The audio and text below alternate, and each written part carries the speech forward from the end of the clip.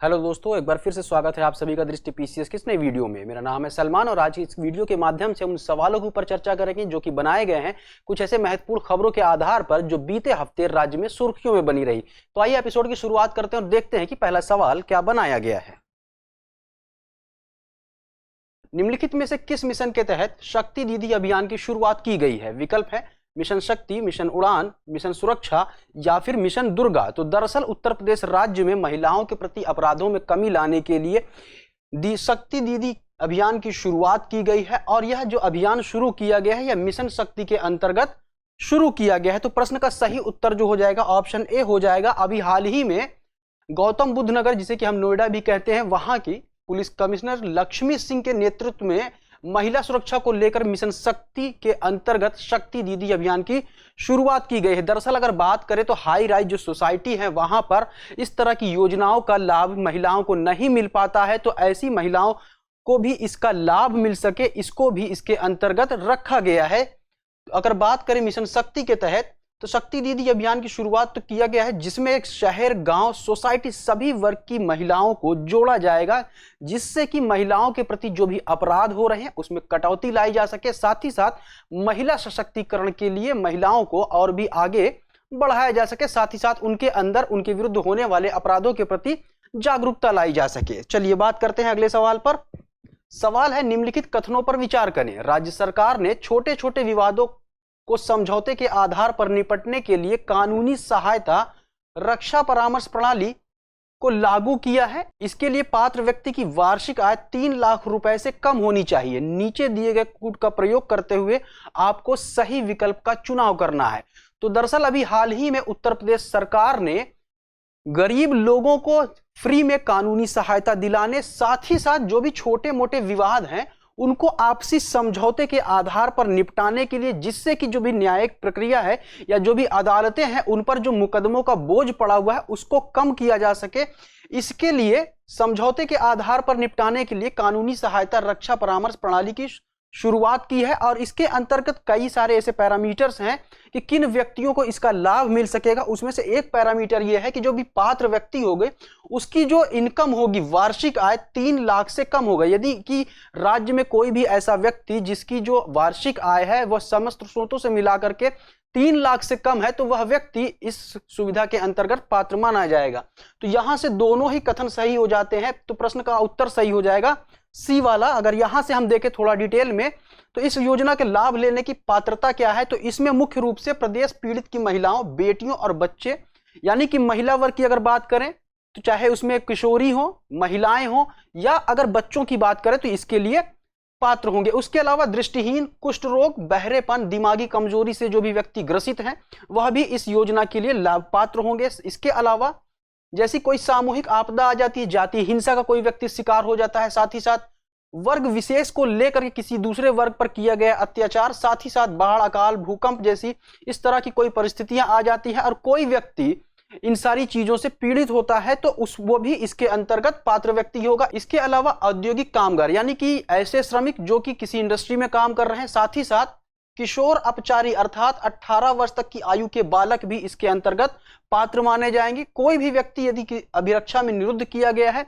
तो वह व्यक्ति भी इसके लिए पात्र होगा। इसके अलावा सुरक्षा गृह, मानसिक अस्पताल या नर्सिंग होम में भर्ती मानसिक रूप से बीमार व्यक्ति, यानी कि कोई भी व्यक्ति जो कि किसी मानसिक बीमारी से ग्रसित है वह भी इस योजना के लिए पात्र माना जाएगा। इसके अलावा ऐसा व्यक्ति जिसकी वार्षिक आय 3 लाख रुपए से कम है इस योजना का लाभ उठा सकेगा। तो ये कुल मिलाकर के पैरामीटर्स रहे कि वह कौन कौन से व्यक्ति होंगे, कौन कौन से वर्ग होंगे जिनको इस योजना का लाभ मिल सकेगा। चलिए देखते हैं अगला सवाल क्या बनाया गया है। हाल ही में आई रिपोर्ट के अनुसार राज्य के किस जिले या शहर में गंगा नदी सबसे अधिक प्रदूषित बताई गई है? आपके विकल्प हैं वाराणसी, कानपुर, आगरा या प्रयागराज। दरअसल अभी हाल ही में उत्तर प्रदेश प्रदूषण नियंत्रण बोर्ड की एक रिपोर्ट आई है और उस रिपोर्ट की अगर बात करें तो गंगा नदी जो है जब उत्तर प्रदेश में बहती है उसके विभिन्न जिलों से, तो कानपुर में जब यह प्रवेश करती है तो कानपुर के पास, यानी कि कानपुर जिला की बात करें, चाहे कानपुर देहात की बात करें, चाहे कानपुर नगर की बात करें, सम्मिलित रूप से अगर हम बात करें तो कानपुर में सर्वाधिक प्रदूषित बताई गई है इस रिपोर्ट के मुताबिक। इसके बारे में अगर थोड़ा सा डिटेल में हम देखें तो कानपुर के आसपास जो गंगा नदी में बीओडी है, यानी कि बायोलॉजिकल ऑक्सीजन डिमांड जो है वह 4.60 मिलीग्राम प्रति लीटर है।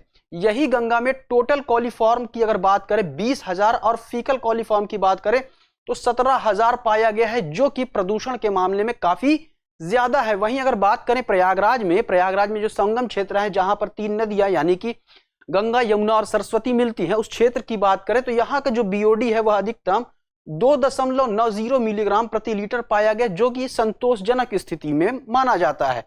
तो यहां से प्रश्न का जो सही उत्तर हो जाएगा ऑप्शन बी हो जाएगा, यानी कि कानपुर में जो गंगा नदी है उत्तर प्रदेश में सबसे ज्यादा प्रदूषित हो गई है। चलिए बात करते हैं अगले सवाल पर। हाल ही में राज्य सरकार ने कृषि विश्वविद्यालयों में टेस्टिंग लैब बनाने का निर्णय लिया है। इन लैबों में निम्नलिखित में से किन उत्पादों का सत्यापन किया जाएगा? विकल्प है जैविक उत्पाद, प्राकृतिक उत्पाद, रासायनिक उत्पाद या फिर ए और बी दोनों, यानी कि जैविक और प्राकृतिक उत्पाद। तो दरअसल अभी हाल ही में उत्तर प्रदेश सरकार के द्वारा राज्य में जो भी कृषि विश्वविद्यालय हैं वहां पर टेस्टिंग लैब बनाने का निर्णय लिया है और इन टेस्टिंग लैब में मुख्य रूप से जैविक और प्राकृतिक उत्पाद का सत्यापन किया जाएगा। तो यानी कि ए और बी दोनों ही विकल्प सही है और इस यहां पर डी को सम्मिलित रूप से दिया गया है कि ए और बी दोनों। तो इस प्रश्न का जो सही उत्तर हो जाएगा ए और बी दोनों, यानी कि इन लैबों में जो भी जैविक उत्पाद है साथ ही साथ जो प्राकृतिक उत्पाद है उनकी टेस्टिंग की जाएगी। यहां पर आप देखें तो जैविक और प्राकृतिक दोनों ही उत्पाद का सत्यापन किया जाएगा। अगला सवाल है वर्ष 2021 का गांधी शांति पुरस्कार निम्नलिखित में से किसे प्रदान किया गया? विकल्प है इसरो, रामकृष्ण मिशन, सुलभ इंटरनेशनल या फिर गीता प्रेस। तो वर्ष 2021 का गांधी शांति पुरस्कार जो है गीता प्रेस गोरखपुर को दिया गया है। तो प्रश्न का सही उत्तर हो जाएगा ऑप्शन डी गीता प्रेस गोरखपुर। इसके अंतर्गत अगर बात करें तो यह पुरस्कार जो है वर्ष 1995 से दिया जा रहा है, राष्ट्रपिता महात्मा गांधी के सम्मान में दिया जाता है। अगर हम यहां पर देखें तो अभी हाल ही में प्रधानमंत्री नरेंद्र मोदी की अध्यक्षता में निर्णायक मंडल ने सर्वसम्मति से वर्ष 2021 गांधी शांति पुरस्कार के लिए गीता प्रेस गोरखपुर का चयन किया है। अगर गीता प्रेस की अगर हम बात करें जो गोरखपुर में स्थित है, तो गीता प्रेस गोरखपुर को अहिंसक और अन्य गांधीवादी आदर्शों के माध्यम से सामाजिक, आर्थिक और राजनीतिक क्षेत्र में परिवर्तन लाने में उत्कृष्ट योगदान दिए जाने के लिए यह पुरस्कार दिया गया है। इससे पहले इसरो, सुलभ इंटरनेशनल इत्यादि को भी यह पुरस्कार दिया जा चुका है। तो यह कुल मिलाकर की जो बात रही गांधी शांति पुरस्कार से संबंधित रही। बात कर लेते हैं अगले प्रश्न पर। हाल ही में कहां पर पृथला सिग्नेचर ब्रिज का उद्घाटन किया गया? विकल्प है नोएडा, शामली, गाजियाबाद या फिर बिजनौर। तो अभी हाल ही में उत्तर प्रदेश के मुख्यमंत्री योगी आदित्यनाथ ने नोएडा में तकरीबन 1700 करोड़ रुपए की योजनाओं की आधारशिला रखी है और वहीं पर पृथला सिग्नेचर ब्रिज का उद्घाटन किया है। इस उद्घाटन के बाद यह जो ब्रिज है आम जनता के लिए खोल दिया गया है।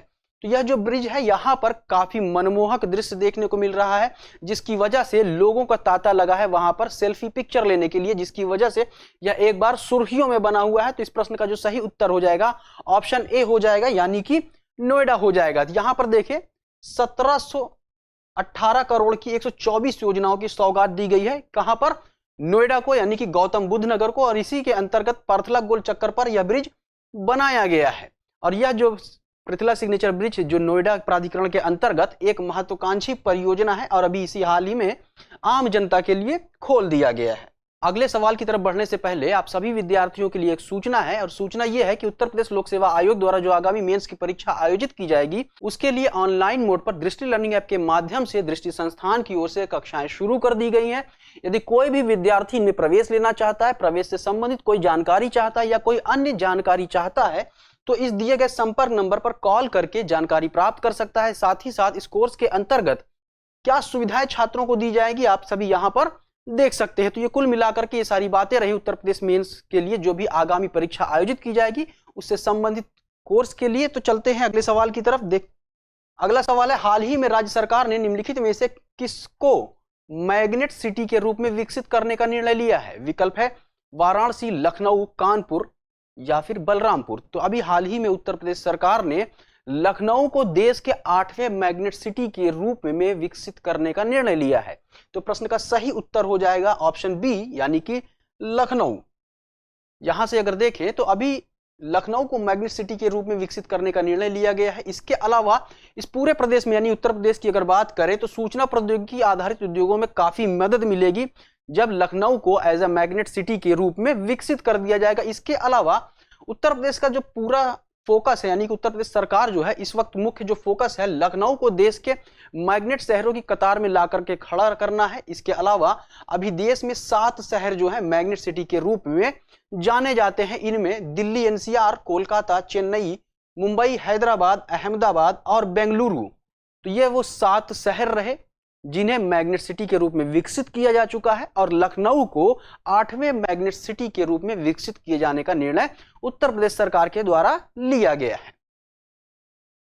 अगला प्रश्न है, लेप्टोस्पायरोसिस निम्नलिखित में से किससे संबंधित है? आपके ऑप्शंस हैं बैक्टीरिया, कवक, वायरस या प्रोटोजोआ। दरअसल लेप्टोस्पायरोसिस जो है यह बैक्टीरिया से संबंधित एक बीमारी है।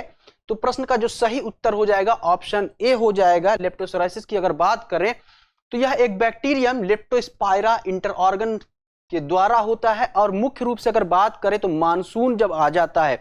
अगर बात करें यह बीमारी कब होती है मुख्य रूप से, तो जब भारत में मानसून का टाइम आ जाता है तो इसकी गंभीरता ज्यादा देखने को मिलती है। इसके अंतर्गत बात करें, प्रदूषित जल के संपर्क में आने वाले जो भी कृषि क्षेत्र में संलग्न व्यक्ति है, मजदूर हैं, महिलाएं हैं, इसके अलावा सैनिटरी सेवाओं में भी जो भी काम करने वाले लोग हैं, उन लोगों में यह बीमारी जो है काफी गंभीर जोखिम के रूप में उत्पन्न हो जाती है। इसके साथ ही साथ मुख्य रूप से संक्रमित जानवरों के मूत्र से भी यह संचरित होती है। इसके अलावा रोग के वाहक के रूप में अगर बात करें तो जंगली और घरेलू जानवरों में मुख्य रूप से अगर बात करें कृंतक, मवेशी, सुअर और कुत्ते शामिल हैं।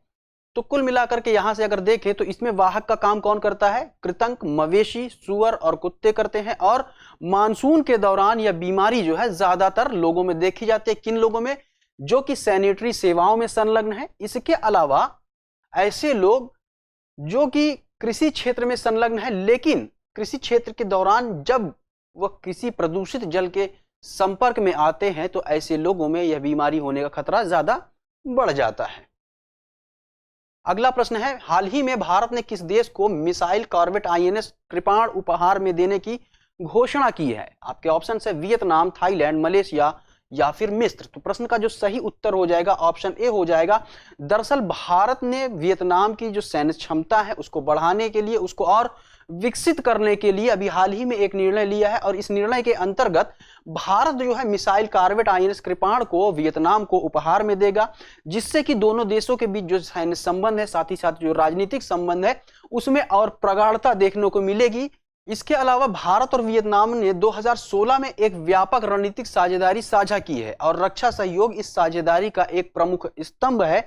तो हम यह भी कह सकते हैं कि यह जो उपहार देने की घोषणा भारत की तरफ से की गई है, दोनों देशों के बीच जो सैन्य संबंध है, साथ ही साथ जो रणनीतिक साझेदारी है, इसको और भी मजबूत करेगी। चलिए अगला सवाल देखते हैं। इंटरसोलर यूरोप 2023 प्रदर्शनी का आयोजन कहां किया गया? उत्तर है म्यूनिख, न्यूयॉर्क, बर्लिन या फिर मिलान। तो इंटरसोलर यूरोप 2023 प्रदर्शनी का जो आयोजन किया गया वह म्यूनिख, जर्मनी में किया गया था। म्यूनिख कहां पर है?